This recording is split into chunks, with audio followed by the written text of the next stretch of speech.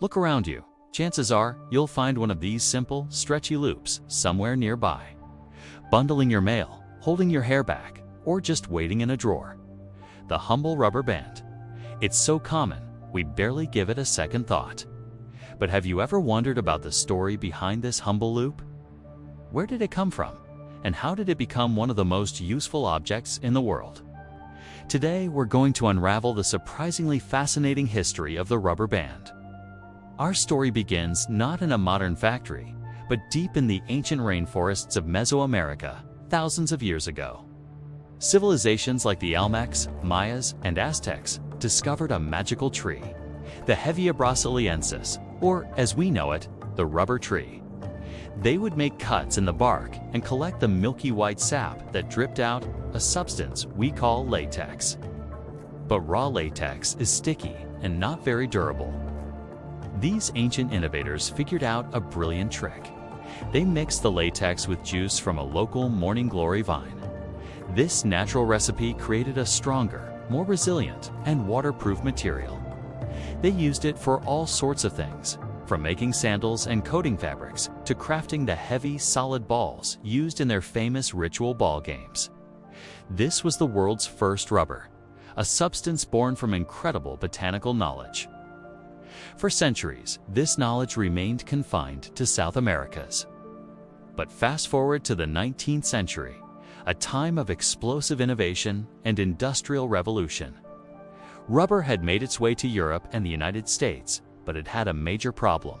It would melt into a gooey mess in the summer heat and turn brittle and crack in the winter cold. It was practically useless. That is, until a determined self-taught inventor named Charles Goodyear entered the picture. Goodyear was obsessed with making rubber stable, spent years experimenting, mixing it with everything he could think of, driving his family into poverty. Then, in 1839, a happy accident occurred. He reportedly dropped a mixture of rubber and sulfur onto a hot stove. Instead of melting, it charred like leather, creating a stable, weatherproof, and elastic material. He had discovered vulcanization. This single breakthrough transformed rubber from a curiosity into a commercial powerhouse. While Goodyear was perfecting the material itself, another inventor across the Atlantic was playing with its form. In England, a man named Thomas Hancock was also a pioneer in the rubber industry.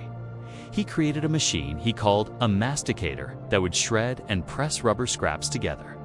In 1843, simply by slicing thin rings off a rubber bottle he had made, he created the very first, albeit unvulcanized, rubber bands. They were a novelty, but the idea was born.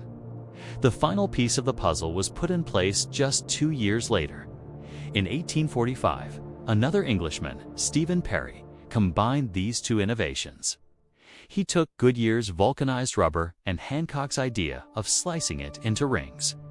Perry filed the patent for the first vulcanized rubber band, founding the first rubber band factory and officially launching the product we know and use today. The age of the rubber band had begun. So, how do we get from a tree in Southeast Asia to the bag of colorful bands on your desk? The modern process is a refined version of what those ancient peoples and 19th century inventors started. It still begins with the rubber tree. Tappers, mostly in countries like Thailand and Indonesia, skillfully slice a thin layer of bark. The white latex sap flows down the groove and is collected in a cup. This process doesn't harm the tree, which can be tapped for many years. Once collected, the liquid latex is taken to a processing station. Here, a mild acid, like formic acid, is added. This causes the rubber particles in the latex to clump together and solidify, a process called coagulation. The result is large, soft, white slabs of raw rubber.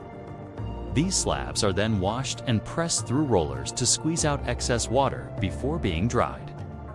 They are then packed into bales and shipped to rubber band factories all over the world. Now for the factory floor. This is where the real transformation happens. The raw rubber slabs are placed into a massive mixer called a Banbury mixer. Here, they're combined with a precise recipe of ingredients. First, there's sulfur, the key to vulcanization. just like in Goodyear's day. Then, pigments are added to give the bands their vibrant colors: red, blue, green, you name it. Other chemicals are also mixed in to control specific properties like stretchiness, strength, and resistance to aging. This whole mixture is needed under heat and pressure until it becomes a uniform dough-like compound. Next up is extrusion. This rubber compound is fed into a machine called an extruder. The extruder heats the compound and forces it through a die, a specially shaped nozzle. This shapes the rubber into long, continuous, hollow tubes. Think of it like a giant pasta maker, but for rubber. These tubes are the precursors to every single rubber band. But at this stage, the rubber is still soft and not very elastic. It needs to be cured. The long tubes are carefully placed onto rods called mandrels to keep their shape and then loaded into a massive industrial oven. Here, they are vulcanized with heat and pressure. The sulfur atoms form crosslinks between the long polymer chains of the rubber.